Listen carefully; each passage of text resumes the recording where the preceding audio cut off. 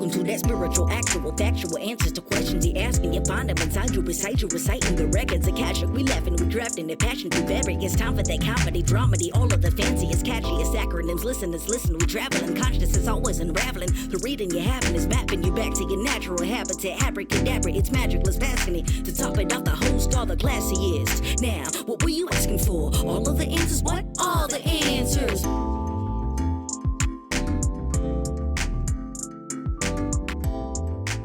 Am I in my ears? Am I in my... I am. Okay. Good morning. Hello. Well, here's a fun piece of intel. My dog, one of them is having his balls chopped off as we speak. Nice. Bye-bye balls. The undercarriage of my car is being wrapped in cables, which is kind of the same. That is weirdly kind of the same. Undercarriages being messed with. As we speak. Aw.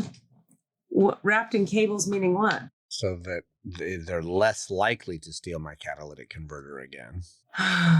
Nothing stops it fully. Weird. The world is no fun anymore. We're all dying slowly. We're all dying. Everything's being stolen.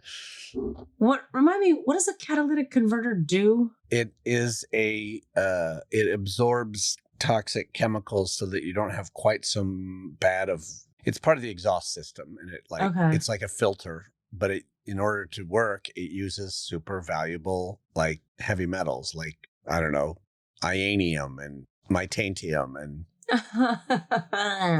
comphacium, whatever. I don't know what they are, but I think one of them is titanium. And so if they steal them and sell them to a disreputable place that will take them, they can extract thousands of dollars worth of valuable metals from each one. Oh, that's why they take them? And that's why they take them. Interesting. Yeah. So, and especially Priuses, an average one could be worth like $300 something, but a Prius one is worth like $1,200 to a thief. Damn. So it's a good night's work to just take one. Yeah, for sure. And they just strip them, sell them for parts. The catalytic. Yeah, they just take the piece and they go to a scrapyard that doesn't care about the law, and then that person has a way of extracting the fucking metals from it, and they get them. So the law says you can't get rid of a Prius battery, right? Not a battery. It's the whatever this thing is, the catalytic converter. In the law now, it's a new law that actually says you can't buy from you could buy one from a garage that, is licensed and bonded, and that they didn't steal it, that they got it because it was, they got the car because of salvage or whatever. But you supposedly can't buy from an unlicensed source. But oh, I see. But people do. Clearly, because they're still stealing them. Yeah. Interesting. Yeah. I'm always interested in a weird way of what's going on the black market. What's the shady business that's happening currently? Yeah. I guess it's just all that. That's it. That's the black market right now, is all catalytic converters. That's funny. It's madness. It is so many constantly being stolen. Weird. What a weird specific thing. Yeah. I guarantee I'm going to go with 100% of the Prius owners I know have lost their cat at least once. Wow. And to be clear, you lost this off the new Prius you just got. Yeah. My old one that also had a little cable wrap situation never got touched. Interesting. And this one didn't have a cable wrap. It had a plate, and that plate, they just went through with it and just sawed it off. Well, something interesting that happened here, not great, but when Chauncey was here, which he just left, so we have many stories to tell. But great. When he was here, we got up in the morning, or I got up and went to the car, but had to come back in. And when I got to the car, I was mad at him because what I thought had happened was he can be a little bit of a fucking slob in my car. He'll leave his power bar wrappers in the side doors and 3 different cups, and there's just shit everywhere. So I was like, hon, can you please not leave your shit in my car? Just throw it in the trash. And he apologized. And I said, also, did you know the back door of the car was wide open all night? And he was like, what? No. And please don't take a giant dump right in the middle of my back seat. That's really not cool. That's really gross. I thought you liked me. Anyway, I said, also like, help me understand what the choice to remove all the trash from the central console and put it on the seat. He was like, Katie, your car got broken into. And I was like, oh, my bad. Oh, shit. Wow. What? So we went outside and I realized like somebody totally rifled through this car. The door was open. They took all the shit out of the central console, left it all over and I put garbage in the central thing, which is probably gross, but I do. And then now he did leave wrappers in the door, but that's fine. He's doing his best. But yeah. And then I was like, but how did they get in and not damage the car? And he's like, I think that's the thing I fucked up is when I went out last night, I didn't lock it. And so I think people were just like, open car, let's check out what's in there. And luckily I didn't have anything in there. Yeah. It freaks me out because it's like 10 feet from my unit. Oh, yeah. The car is right there. Because I have a first floor unit right on this particular street. Anyway, that happened. And then I took my dog to have his balls removed. Are the two related? No. It feels very weird as an adult. I've never done this as an adult. I mean, the dog might feel it's similar. Like, you're rifling through my business. Exactly. And there's two different violations occurring. Yeah, I know. I've only ever, like, dogs I've gotten, like Squeezel had her parts removed when I got her. And then other dogs, I was a kid when that happened. So I've never been through the removal of the parts by my choice. It just feels mean. Yeah, I don't know how I feel about it. I think it's okay, I guess. I mean, there's all this. I wouldn't mind having my balls removed. I feel fine, whatever. As long as I can still do things that I want to do. But there's all the stuff. Some people say you remove the balls and it causes them to gain weight later in life because it changes their hormonal. Yeah. But then if you don't remove the balls, they are the kind of dog that wants to escape the house, mark up territory, hump everything, be aggressive. And he does try a lot of those things. He's just got way too much fucking energy and he can be very intense and nibbly on people and places. So I'm hoping it just changes his behavior a little and like calms him the hell down so I don't have to like dose him with CBD at night. Yeah. I hate the idea that he's going through a little doggy surgery. He'll be all right. Okay. You got to go pick him up later. Yeah, they like call you to give an update, which they were supposed to do around noon or 1, but they didn't yet. So that means maybe he's on the table later. And I don't know. And then they tell you when to come pick him up, and they haven't told me yet. Oh, let's see. We have a Margaret question and a Frida question. Is that right? Yep. Okay. Yeah, I mean, we can do Margaret's question from before if we want. And I mean, somehow there's a connection between our friend Frida's question and the theme we started to talk about. It's a true crime question. It's a true crime question? Yeah, it's a question about true crime as a genre. Oh, fun. Yeah, I thought you'd like that question. So I was like, yeah, let's do it. I do. I love that. What's going on? Chauncey was here. Chauncey was here. I just had a little staycation with Denise, which was really lovely. So we both have had like intense partner times. Yep. Talk to me. What's going on? How'd it go? Well, good is the main answer. Okay.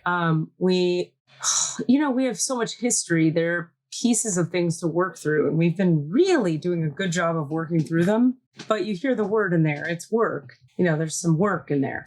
So I don't know. We've done an excellent job communicating about a lot of things, and he's not defensive anymore the way he used to be, which is like changed everything. How about you? I'm just doing, God, neither of us can believe how much better I'm doing. Like, it's so much better. Nice.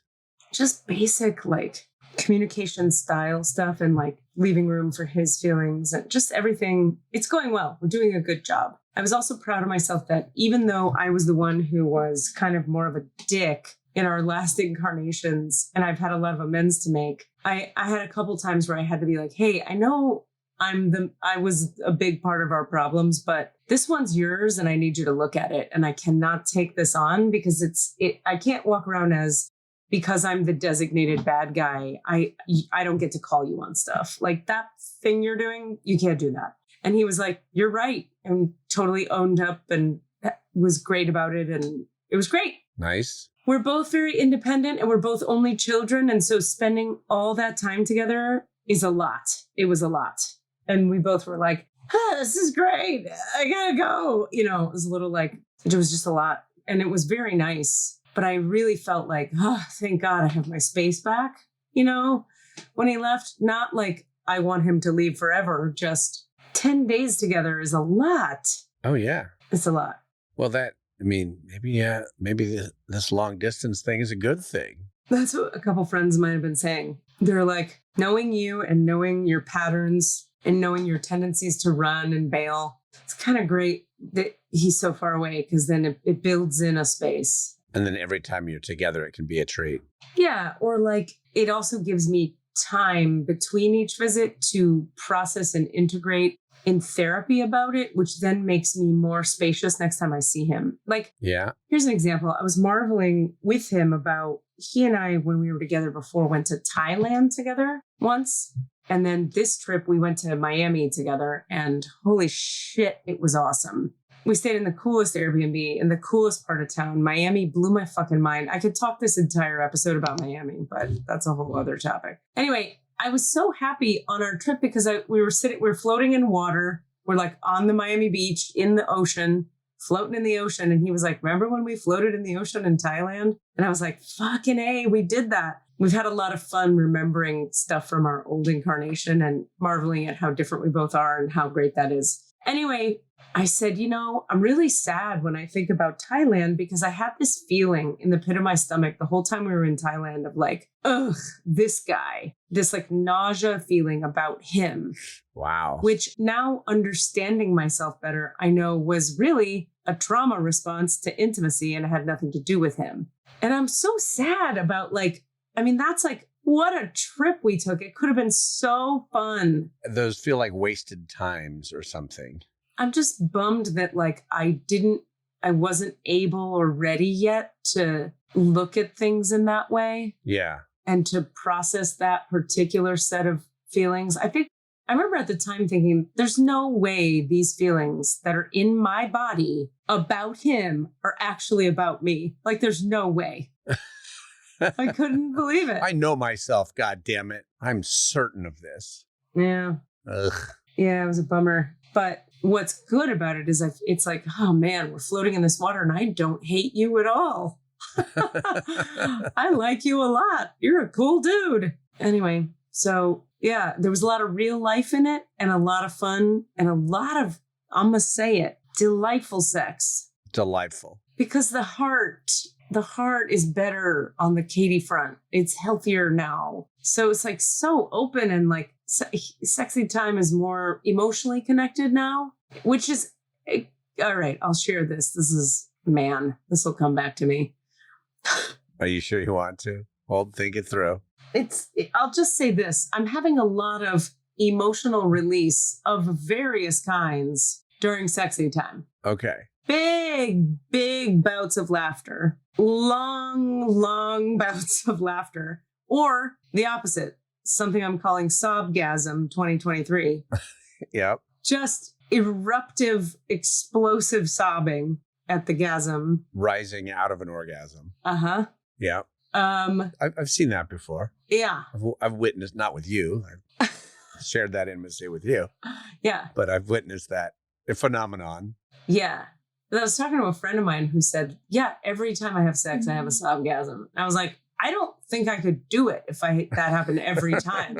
She was like, yeah, that's why my husband and I are like sex averse now, because it's like such a profound experience for her every fucking time that she just can't hang. Oof. So they've just gotten really non-sexual and they're very cuddly and they love each other and they're each other's best friend and that whole thing. But they're both like, oh God, sex is a lot. Sex is too intense. And it's been cool to see the progress of the healing work and its effects on intimacy directly is pretty fucking cool. Pun intended. Anyway, so yeah. Is your dog snoring? Can you hear that? Yeah. You can hear it? That's so cute. You can hear it. She's on my lap. Let's see if I can. She's totally Sounds like- snoring. Sounds like a little cow. Yeah, I thought like someone was running a vibrator in the next room or something, but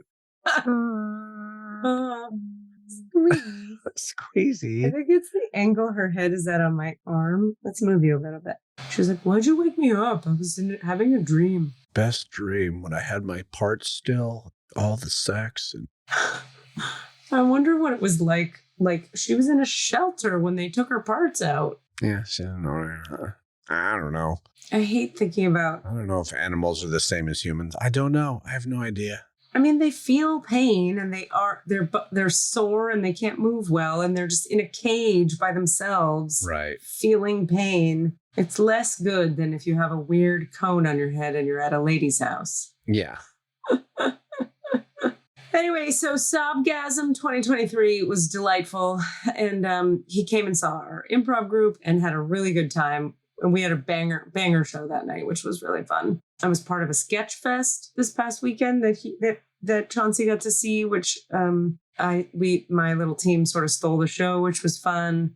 And you guys wrote sketches for that. That was not improv. That was... Yeah, people wrote sketches. Other people directed them. I just acted in one. I didn't really feel like having any actual responsibility on a day off. Sure. I was like, just let me say the funny stuff. So that was fun. And yeah, that's all of that. I mean, there's a lot more relational stuff I could talk about, but the majority of it really boils down to everything I ever think is, that's not true. 80% of what I'm triggered by is something for me to work on. 20% of it is like something for me to be like, honey, I need you to look at this. Yeah. And then he does. And it's amazing. I think my dogs are being affected by the insecticide that's on the plants outside my place. And it's really bumming me out. No good. They come around with this sprayer, which keeps the freaking mosquitoes away. But then I think my dogs are getting sick from it. That's not okay. There was an article recently in the paper about like, careful when you walk your dogs. Don't let them just eat any old grass. Try to keep them inside the dog parks eating grass because there's so much DEET being sprayed around. Oh, God. Yeah. 4th of July was fun. Yeah. I went to the Mime Troupe show and saw that. Instead, that's the sort of 4th of July thing where they open their show. And for our listeners, San Francisco Mime Troupe is like a 60-year-old musical comedy, political satire, outdoor free theater show. How was it? It was pretty good. It was good. I'll be honest, script wise, like I was loving it. It was a great time, and it kind of fell apart in the third act. Okay. When I just timing wise, it was like the final 2 or 3 scenes. I was like, oh, you're just gonna wrap it up? Like that's what we're gonna do? Like it was so great. It was so fun and great, and very important, and this and that. And then it was like, and you should just take everything one day at a time. Okay, that's all you got? That's where we're going to end it? We're just going to wrap it up like that? That's funny. Oh, man. Yeah. Didn't have that sort of everything crashing together in a big farcical way, which you kind of need for that kind of a show. Totes. It's very broad, very like everything's extremely broad and audience oriented. And it's almost like old Commedia shows, but with music and about politics and stuff. And so, yeah, but that was fun. Denise and I went, and that was fun to go to that together. When after we'd had 3 days of a sort of a staycation, because her husband was out of town, and so I went and stayed at their new house, which is a really nice house. So it kind of felt like we rented an Airbnb. Oh, I need to know about this. I want to hear about this. Come on, this is huge news. They looked forever and ever. It was a crazy source of tension and stress. So how's the freaking house and where is it? It's in the sort of really it's El Sobrante. It's technically Richmond, but it's really El Sobrante, just up at the 80 corridor there. Yeah. It's like it's part of a big sort of like townhomes, but it doesn't feel like a townhouse complex. It just feels like a neighborhood with a bunch of houses. I mean, they're technically in a duplex, but it doesn't even feel like a duplex. The other house is sort of tucked away in a weird way, and it feels like a separate house. And it's gorgeous. It's a beautiful place. It's big and airy, amazing kitchen. Wow. I love that. Yeah, like 3-bedroom, 2-bath, like full bath and a big garage. Like it's got everything they could have wanted in a place. Location wise, it's a little more remote, a little more, it's like you in Benicia, when you lived in Benicia, it's kind of up and away from everything. You cannot walk to a thing. Right. I mean, you can walk to the big mall with the Target and stuff, but there's no coffee shops. How far off the freeway is it? It's right off the freeway. Like, boom. It's like, it's from my house, it's a little far. It's a lot farther than where they used to live. And so like, if there's no traffic, it's 15 minutes, but most of the time it's 45 minutes. Yeah. To get to them. So that's a bummer. But other than that, we had a great time. We binged the Indiana Jones, all 4 of them. Oh. So, and then went and saw the new one in the theater. Oh, I didn't know that was a new one. On the last day. Yeah. So like we binged all 4 of them at home. That's great. Just like endless, like we're going to do more Indiana Jones. Wow. Every spare minute, it was either sex or Indiana Jones and swimming. Those are our 3 tasks. They have a pool? In the complex, yeah. It's like a neighborhood pool more than a complex. It's more like a giant neighborhood of. I love that. And she's happy with the place. Yeah, she loves it. It's great. It's a beautiful spot. Oh, that's so good. Yeah. That's a great ending to a challenging story. Yeah. So she's, digging into putting things together and, restoring furniture and getting cool furniture and then doing restoration on it. That's like her new hobby. That's fun. I love that. Decorating the place and making it nice. So yeah, that's a good situation. How did the 2 of them meet? Probably on an app like Bumble or something a long time ago. Because it was a long time ago, right? Yeah, it was early days of, I think that they met on an app and then dated and then got married and been married for a long time. Yeah. I think she said together 16 years, married 9? I thought it was more. Maybe I'm wrong. You might be right. I don't know. Yeah, I think I always base it on how long they've been together. I actually don't know what year they got married. So that was really lovely. It was basically, I am in a bit of a work valley right now. There's just not a lot of work. And so instead of, being like, oh God, I don't have enough work. It's like, well, how about I take a little vacation and then just do nothing for 3 days, but have a great time. I also always feel like a thing like 4th of July is like people in the world aren't doing shit for those 3 days around it. Yeah. So like when you try to be someone who's working on those times, you're like, I'm the only human on earth trying to work. So let me stop trying. And my work requires other people to want me to do exactly. it. So yeah, totally. So if they're not doing anything, they're not doing anything. Yeah, exactly. So it's fine. It was a great time. We had a great time and a lovely, just almost no conflict, no anything, just good times. Trying to eat based on our new eating because we both did the food intuitive. So kind of working with that and kind of. What are her adjustments? What are the big ones? Fake sugars. Yep, same. Big one. Yep. And that's a massive one for her. Nothing for me. I hate them. Yeah. Yeah, I was like, what? I was out with, okay, wait, one more thing. I'm changing subjects just because it reminded me. Yeah. While we're just on topic of what's been going on, I went to a show at not a show, an installation, whatever you want to call it, an art show at the DeYoung, the Kehinde Wiley, who is the artist who made the Obama portraits. That's how a lot of people would know this person. Okay.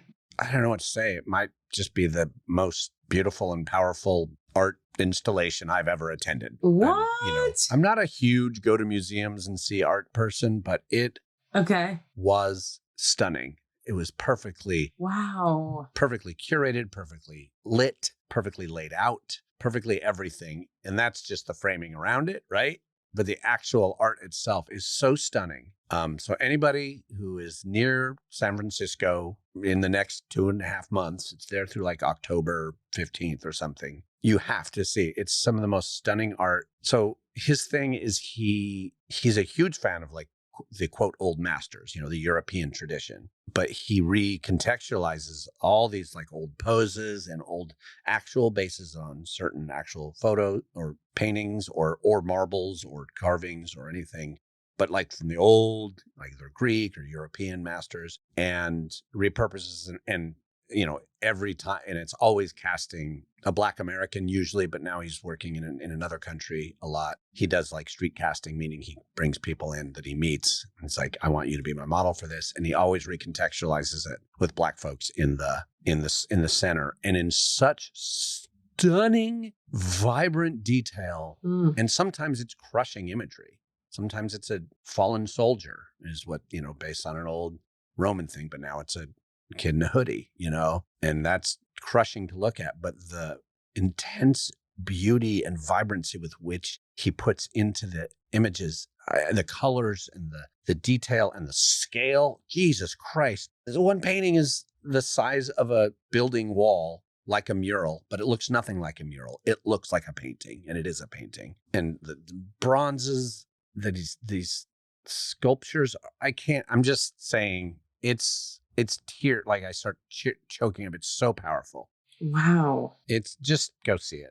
Okay. Or in just for yourself, since you don't have access to it, go look up I hadn't really spent any time looking at Kehinde Wiley's art, but look at it as, on as big a screen as you can, maybe on a computer with as high a resolution so you can really see the beauty of it. That's amazing. Look it up. That's it. That I just had that experience. My buddy, who's an art historian, I called him up. I was like, hey, you want to hang out tomorrow? I have the day off. And he says, you can't come and hang out with me unless I'm taking you to this to see the Kehinde Wiley show. Because he'd seen it the day or a few days prior. And he was like, I had to go back. He had to bring me. He was just like, everyone must see this. I love this. Yeah, it was so powerful. So there you go. I had a powerful art experience, which is nice to have when we have very few of them. Very happy for you. Yeah, man. For real. That's cool. That's really cool. Well, the closest I can come to that is the Airbnb we stayed in. I kind of wish we could include pictures with this podcast today, because the view out of that place was like, it's like, I can't find words, like brand new skyscrapers all downtown Miami in the Brickell area, if anybody knows Miami. And then views of the river and views of the bay. It was...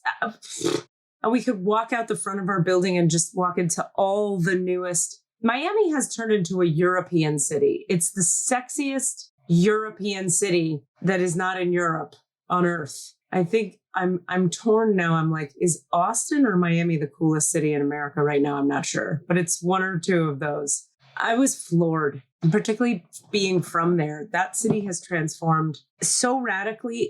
Parts of it are unrecognizable. It's so come alive. The Brickell area used to be like a Burger King and 4 tall office buildings. Now it's like everything is a cool cafe next to a yoga studio / amazing fresh foods, next to a club, next to a art studio, next to the coolest place to live you've ever seen with the rooftop garden, next to, like, it's just hot.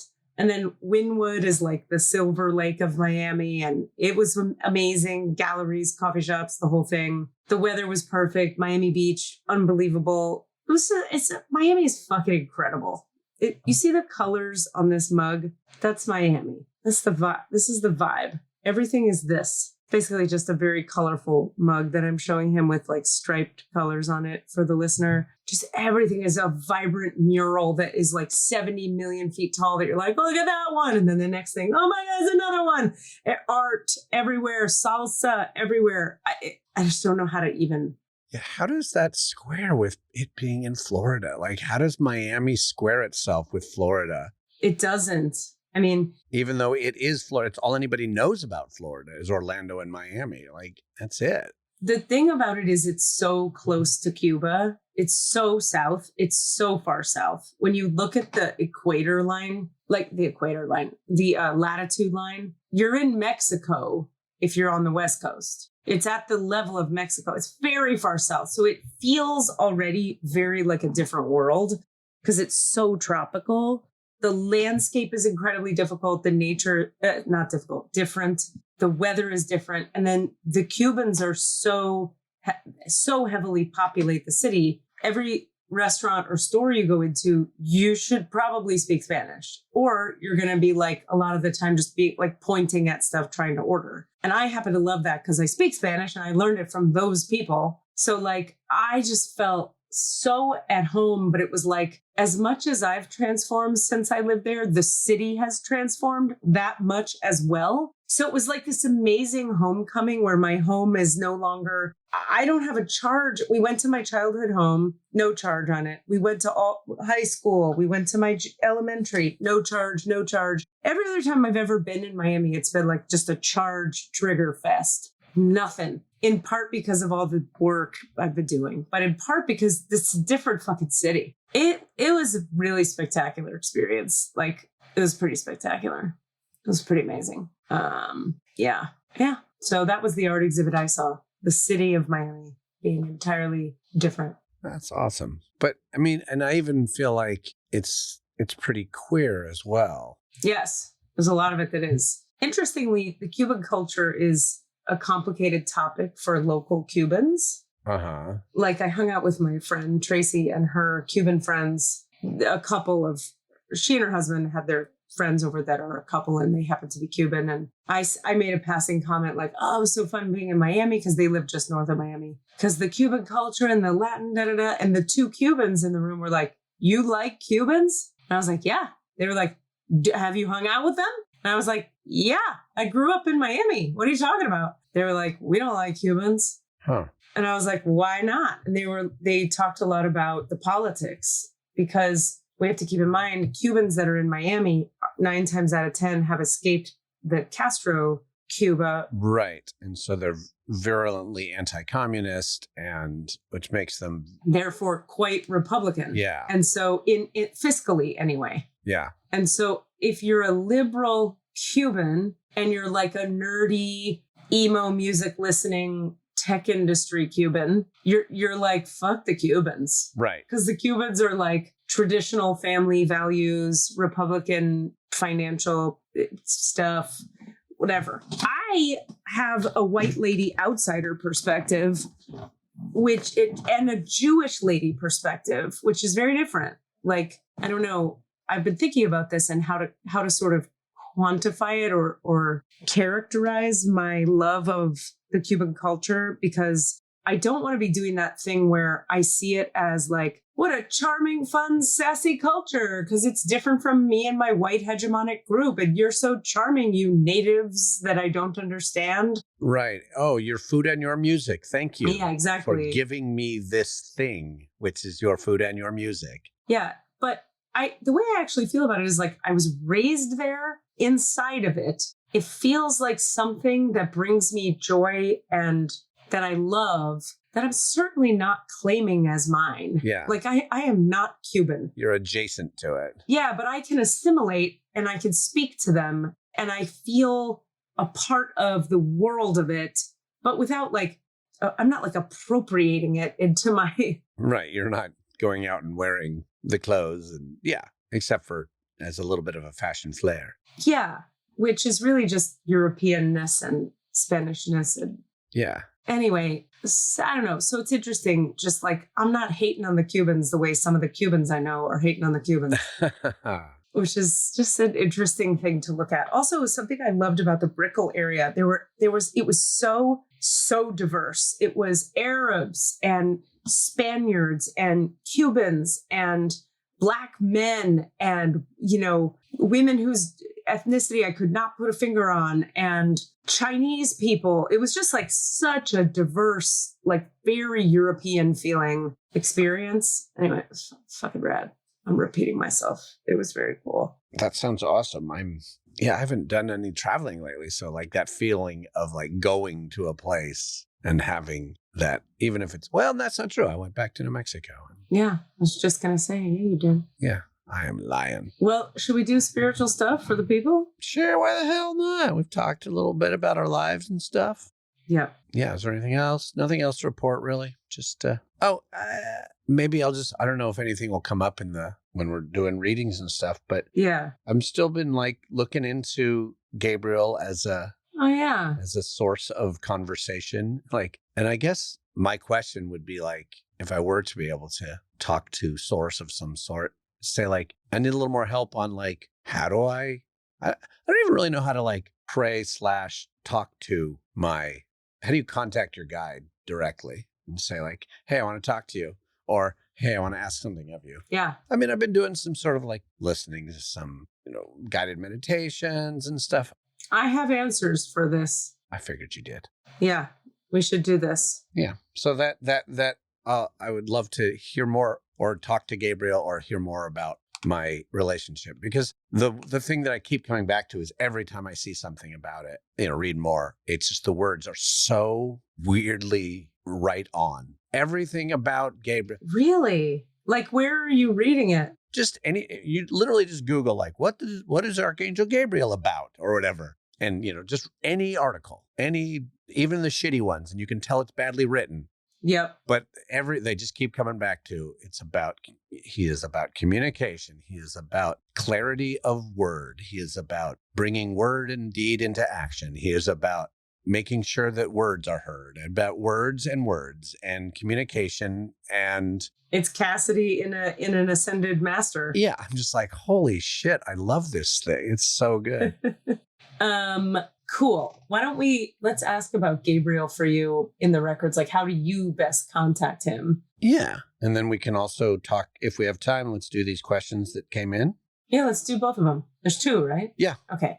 I'm going to urinate. Surprise, surprise. I'll be right back. I could do it right here, but I feel like it would make us all feel weird. That'd be uncomfortable. All right. See you in a minute.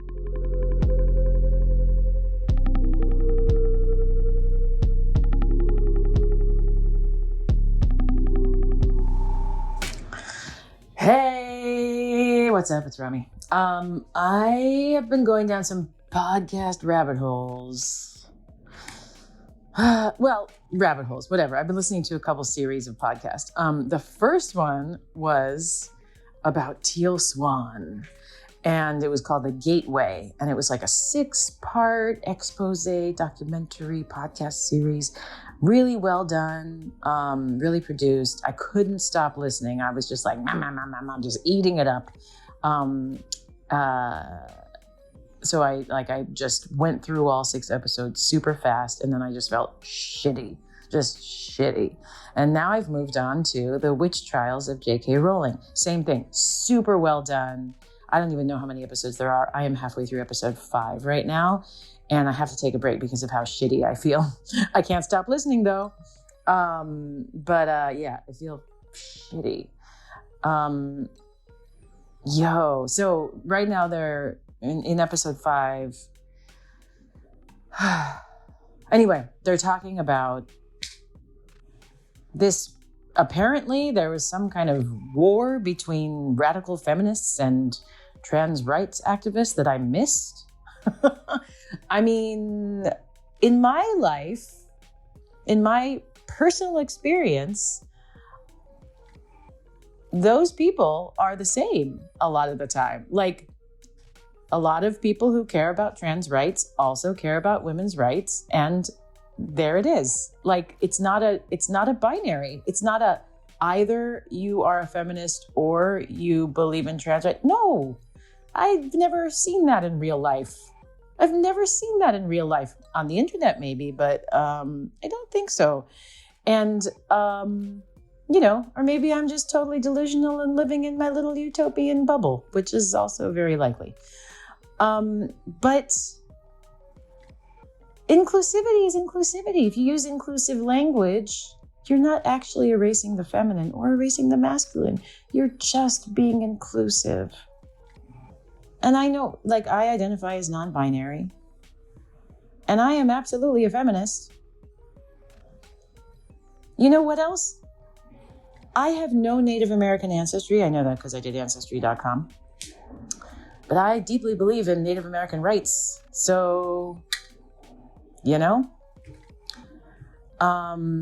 Anyway, I hate this binary that I'm hearing about in this podcast about this war, this battle, either radical feminism or trans rights. What? This is silly. It's not real, in my opinion. Not real. Inclusivity. Inclusivity is inclusivity. Let's all be inclusive. Let's all say yes and. Rami's rules. Welcome back. I have more to tell you. Okay, we're back from peeing. I've really swelled peeing. a lot of realizations happen on the turlet, don't you think? Yeah, they're a good place. I realize there's something deeper I want to say about the Chauncey thing that might be more interesting and helpful to humans to hear, which is I'm going through the thing of, I just want to own this, right? I'm like, I realize I have been for a long time, probably my entire adult existence, maybe my entire existence this lifetime. I've been like, who's my person? Where's my person? Where are they? Who are they? Will I find them? Is it even a thing I get to have this life? Never mind, I'll let it go. Wait, but it's back. Do I want it? I want it. Where is it? Where's it coming from? Is it a thing? Maybe it won't be a thing. So what's happening for me is I'm going through this thing where I'm like, what is this weird feeling I'm having about all this? And I realize it's like, that question is answered and I am very uncomfortable with it. I'm like, wasn't I worried about something? What was I working on? I don't have anything to work on. And then I'm like, I have a million things to work on. You could build a theater. You could audition for something. You could take the dogs out. And I realize it's just that it's quiet there. It's all quiet on the Western Front when it comes to like, where's the partner? It's like, I haven't wanted to solve the problem. I have wanted to have the problem. Yeah, goof. And this isn't it. And we talked about this in my healing class today, Star Beings, which, by the way, we start next week. If you're ready for a mid-level to advanced energy healing class, hit me up, KatieRubin.com. But we talked about it today in class about how addiction, when you have addiction in your nervous system, it's the psyche's attempt at self-regulation. It's a misguided attempt at self-regulating the system because you didn't get the right kind of love or the kind of love you needed or whatever happened in your whatever. And then when you get sober or like you clean up your act or you get closer and closer to like having a lot of self-regulation, start to see the subtler ways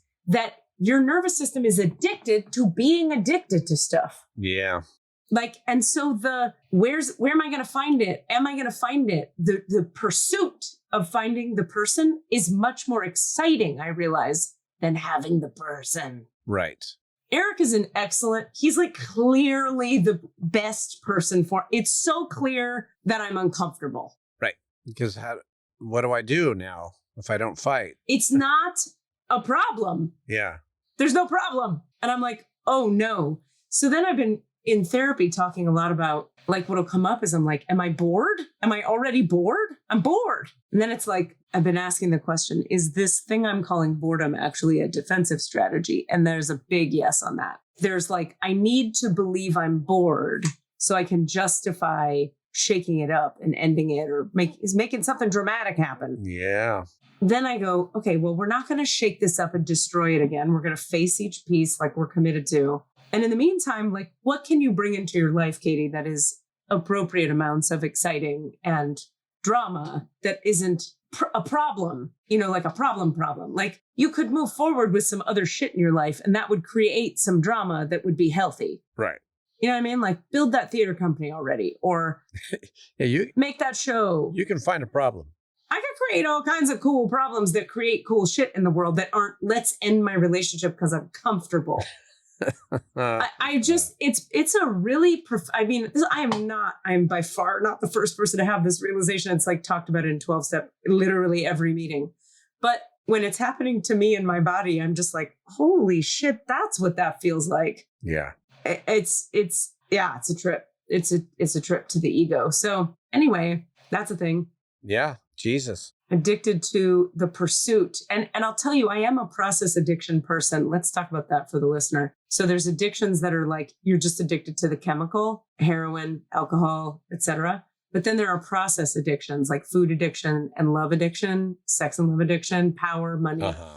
It's the process of the binge. So if you're a binge eater, it's like thinking about what you want to binge on, deciding which store you're going to go to, which thing are you going to get the most of, getting in the car, driving to the place, getting to the place, buying the thing, taking it home. It's in the bag. It's a secret. You're excited. Nobody can know. You come home, you eat the thing. Delicious, delicious. You're so high. And then you crash. That whole thing is the addiction. All of that. It starts long before the ice cream is in your mouth. Do you think that even applies probably to some people's chemical addictions, that it's not actually the chemistry, it's the action? Yes. Or it's both. Yeah.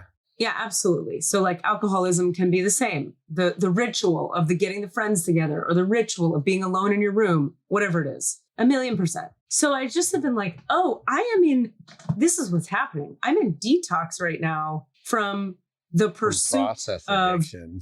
the process addiction of where's my person? When's my person? Is there a person? It's like, oh, fuck. Here, now, yes. Yeah. Now what you gonna do? We want two things at once too. We want our autonomy and we want our Togetherness. And you want, oof, that's real. There's a real update. That's just like a layer deeper than what I was sharing before. So if y'all are feeling that out there, you're not alone. And send a message, ask a question. We'll get in your records. Yeah, let's talk about that. All right. So it's Margaret McCarahan, Frida Betty Miletsky, and Cassidy Jamal Brown, right? Yes, that is who we're getting into. And I'm going to do consciousness so I can ask about some of my shit. Oh boy. Squeezle, I got to adjust you. I would like to pat myself on the back for something. Yes. Just shamelessly pat myself on the back. Good. You should. I think Squeezle is the best dog name I've ever heard.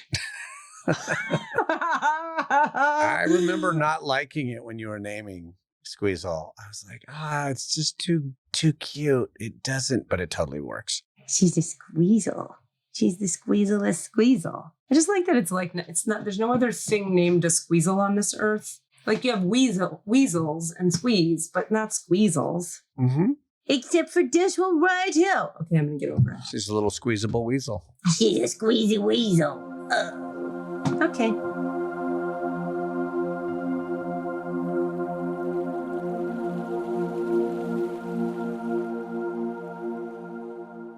All right, so we'll take a few deep breaths into the belly.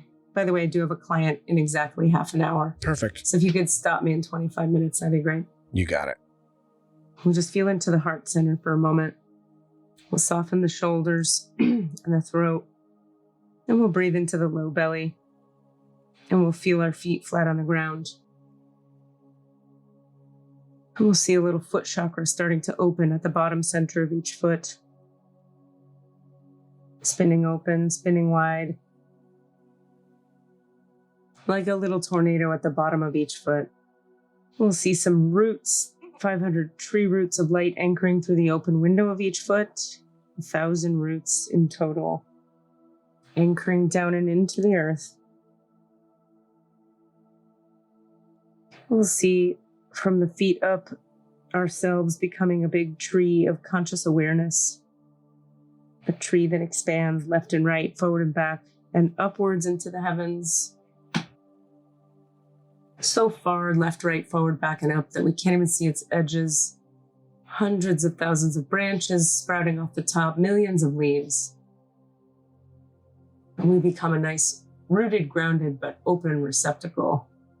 And so we do acknowledge the forces of light, asking for guidance, direction, and courage to know the truth, as it is revealed for our highest good and the highest good of everyone connected to us. Holy Spirit of God, protect me, please, from all forms of self-centeredness and direct my attention to the work at hand. Help me to know Frida Betty Miletsky, Margaret McCarahan, Cassidy Jamal Brown, and consciousness in the light of the Akashic Records. Help me to see Frida Betty Miletsky, Margaret McCarahan, Cassidy Jamal Brown, and consciousness through the eyes of the Lords of the Records. And enable me, please, to share the wisdom and compassion that the masters, teachers, and loved ones of Frida Betty Miletsky, Margaret McCarahan, Cassidy Jamal Brown, and consciousness have for them all. I'll go quiet for just a moment.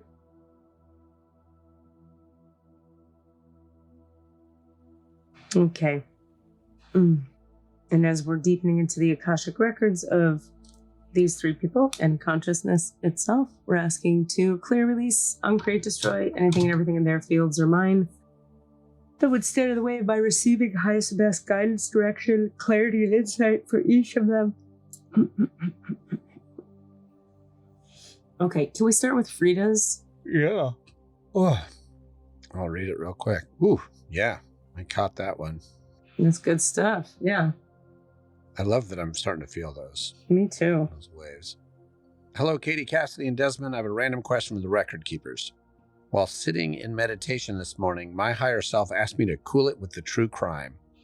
I'm a massive true crime junkie. I've been most of my adult life, 20 plus years of all the documentaries, paperbacks, podcasts, audiobooks, etc. Yeah. When I first started going through my spiritual awakening around 2017, I took an intentional true crime break for a solid 2-3 years. But as I've gotten a handle on getting grounded and connected with Source, I've allowed a few of my favorite true crime podcasts to work their way back in. Just wanted to ask the records if they had any insights here. Would it be in my highest good to avoid this genre altogether moving forward, or is dipping a toe in once in a while okay? What does true crime moderation look like for me? Because I tend to binge anything and everything, rape, torture, murder, if I don't watch myself. Mm-hmm. And you can use my name, Frida Betty Maletsky. Thank you. Okay. Give me a second here. Okay. When you ask, is it in my highest good to stay off it entirely? That's a big yes, unfortunately. Can she dip her toe in? It's not advised. You know, this is also one of those things where I'll explain why in a second, but it's one of those things where it's like, you get the food plan. Yeah. And it's like, don't ever eat sugar. And you're like, okay, if I do 90%, I'm doing pretty great. Yeah. Like, that's how this feels in the field. And if you were to ask more detail, they'd say, no, it's still not in your highest good to eat it, so you should stay off it, but you have free will. Yeah, and also, like, highest good, I mean, is hard to live into for every minute of your life. That's a great point. Yeah. So, yes, it's in your highest good to stay off it entirely. So then the question is why? And I'm sure you already know a bunch about why, but let me just see how they would frame this.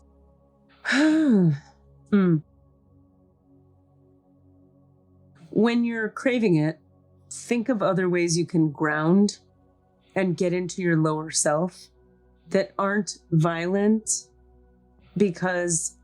or true crime related, because watching it pulls you into a realm that attracts it to you. Also, and you're a powerful attractor creator. Also, watching it takes your psyche out of alignment with Source in a way that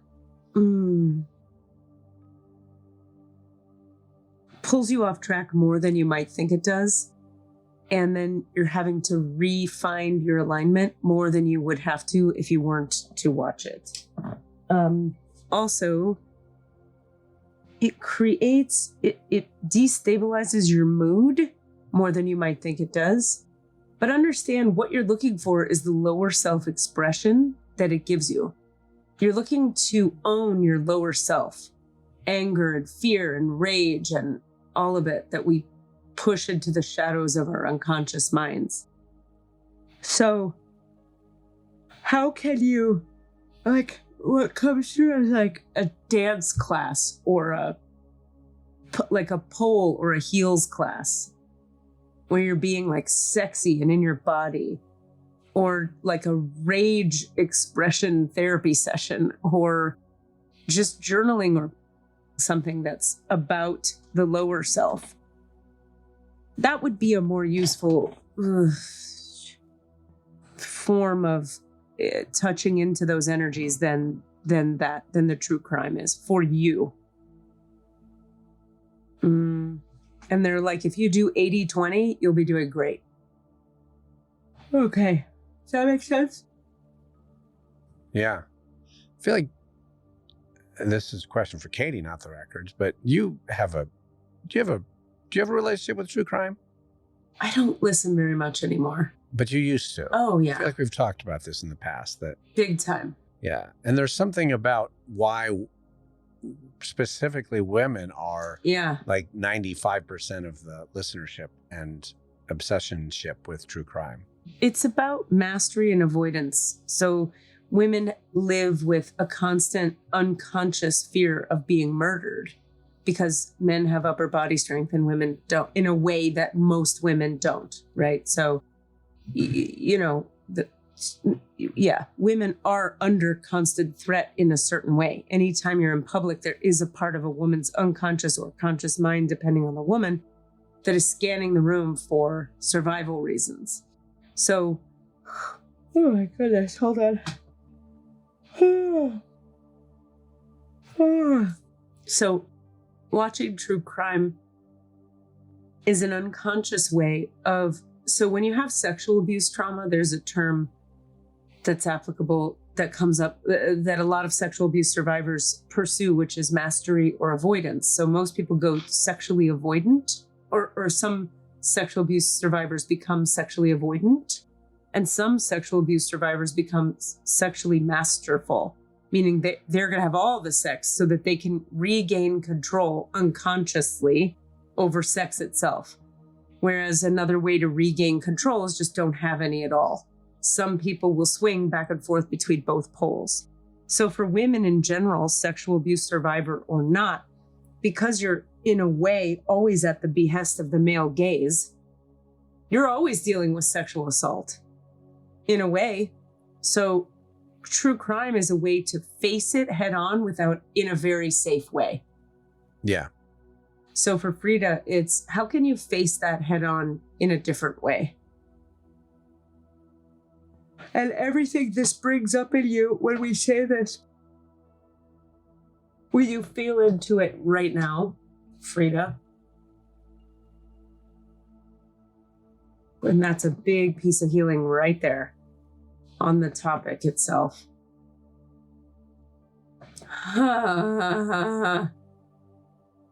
That's a big piece of work for a lot of people listening, actually. Everything that this conversation is bringing up for anybody listening, if you could sink into that right now in your body, feel into it, say yes to your resistance, yes to your heavy emotions, say yes to it, feel into it.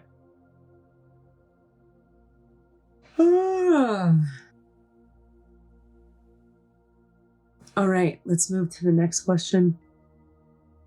We'll go to Margaret's. We have two. One about sleep habits and one about her cat. Which one do you want? Sleep habits. Sleep positions. This is Margaret McCarahan, our dear friend of the podcast, FOP. I'm a tummy sleeper, but I'm trying to change this as more often I'm waking with a sore neck, for which I'm starting chiropractic treatment. Changing this is proving challenging because nothing else feels right and it's hard to fall asleep. Is it just a matter of breaking a habit, or is there something deeper going on with our choice of sleep positions? Is there anything you can suggest for my sleep position to not cause pain in the morning? Okay, so what I'm getting is, I'm asking a bunch of questions here. I'm getting like, there is a thing we could do some healing on that would make it easier to sleep in other positions and feel good to sleep in other positions. All right, so we're calling all of that up right now, whatever that is for Margaret. And that makes it hard or scary or uncomfortable to sleep on her back or her side. Oh my gosh, there's a real heaviness here. So we're calling up for Margaret any and all past life energies, past lives and or karma that make it uncomfortable for her body to sleep on its side or its back. We're calling all that up into conscious awareness now, asking that those past lives be completed and brought to present time now. That's a lot better. This is very interesting and specific. I keep seeing the image of her on her back, asleep, vomiting on her back and choking and dying in her sleep. Okay, because she's lying on her back? Yeah, in past life. So we're just processing all that, bringing that to present time, completing all that. That's why it's been uncomfortable or feels incorrect, I think she said, or feels not right. Okay, now there's another heavy thing here. What is this? Is that more of the same? Something else? Okay. It's in the heart. Okay. Okay, Margaret, if you're listening, can you feel into your heart right now? The heart chakra. Okay, so she should be able to sleep on her side or her back now. Give it a couple days, maybe up to 2 weeks, and you should have an easier time, like a much easier time sleeping on your back or side. Is there anything we could do for her so that she could sleep on her stomach without discomfort? The only thing they show me is one of those pillows where you put your face straight down, like a face cradle. That might work. Like on a massage table. Uh-huh. All right. Well, keep us in the loop, Margaret. Let us know how that goes. I already returned Frida to herself and closed her records. So is there anything else for Margaret? There was a whole other question, but we can... Okay, we'll do that another time. All right, let me close her records up. A little bit of info as your records are closing, Margaret. They're saying you could use a little more time in your spiritual practice with the intention of getting in touch with the feelings you don't like to get in touch with and processing them in the spiritual space. Like sometimes you might go to have it, your instinct might be to process it relationally, which is great. Try processing some of it spiritually in the spiritual space that you create. Emotions, processing them. Specifically hurt, feelings of hurt, any rage, blame, shame, regret, or guilt. Take that into your spiritual practice, feel into it in your heart, and let the light meet you there. That would be a great homework assignment for you if you choose to pursue that. Okay. Cassidy Jamal Brown? Yeah. Do we have about 5-7 more minutes? Does that give us enough time, you think? Great. My question is just how do I talk to my guide? How do I talk to my dude? Help me get in more direct contact with this Archangel Gabriel. All right. There is a specific prayer in a specific book that I have. Give me a moment. It's called From Questioning to Knowing. 73 Prayers to Transform Your Life, I think. Yep. Found it. Transform Your Life. Okay. So grab that book. Got it. And there's a prayer in there to connect to your guides, I think, or an ascended master or an archangel. Use that prayer and put Gabriel's name in it. And then I'm going to tell you the mechanics of how to do it. What you want to do is, when you're saying the prayer, close your eyes, feel into the center of your heart, ask from your heart. Imagine that your heart is talking to the universe or the divine. And say the prayer from your heart as if your heart had a mouth and it's talking to the universe. Feel what you feel when you do so. You're going to want to say the prayer 3 times in a row. I think it's in the instructions in the book to do that anyway. Okay. But if it isn't, do that. And then sit there, feel into your heart, feel what comes up, feel what happens, and start to have a dialogue with Gabriel from your heart to it, him, Gabriel, and practice. You're going to have to practice a little bit to get the connection going. Every day, if you spend 10 or 15 minutes doing this, it's going to be pretty damn cool. Is this speaking silently on the inside, or is this speaking also with the mouth, actual words? Silently on the inside is fine, but if you find that you're too distracted, go with outside. I'm getting the Kindle right now. Sweet. Okay, so let me see. I had a question here for myself. Let's talk about this boredom thing, or this perception of boredom. Am I correct? Oh, let me close your records and return your energy to you.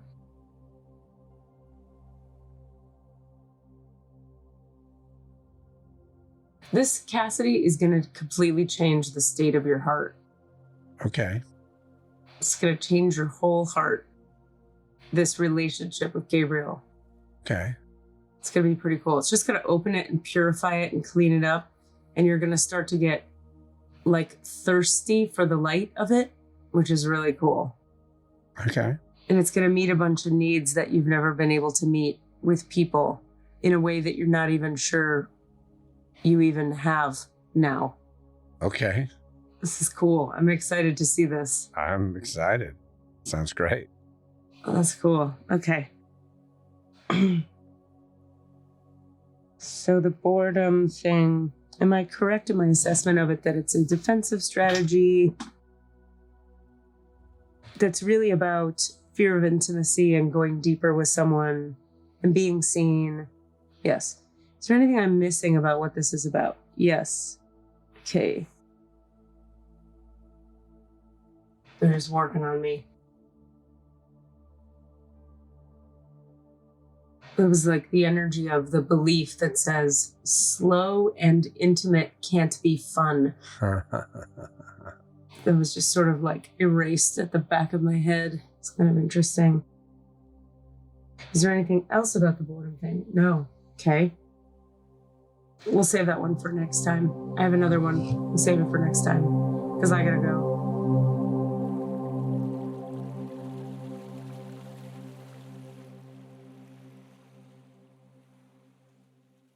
Okay, you're the best.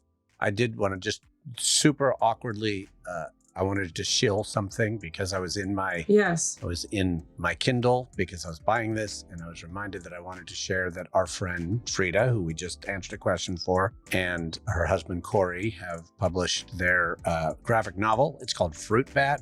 It's available on Kindle. Go looking for graphic novel Fruit Bat Kindle. It's wonderful. I think you should all go check it out. And it's cheap and easy and wonderful. Oh, cool. It's queer and subversive and fantastical and all the cool things. I love it. So, Fruit Bat on Kindle, graphic novel. You're the best. I gotta hop off. I love you. Do your work. You do your work. Bye. What are you asking for? All of the answers? Say what? All of the answers? Yeah, all the answers. Hey guys, thanks for listening.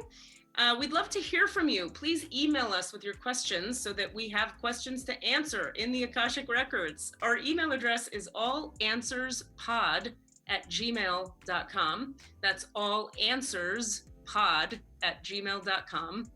And if you'd like to find us on Facebook or Twitter, it's @allanswerspod, @allanswerspod. Thank you. So, you cut this part out. Mixed and edited by Desmond McNeese for We Mixed It, LLC. Go to whatsoundsawesome.com. All right. I'm closing them.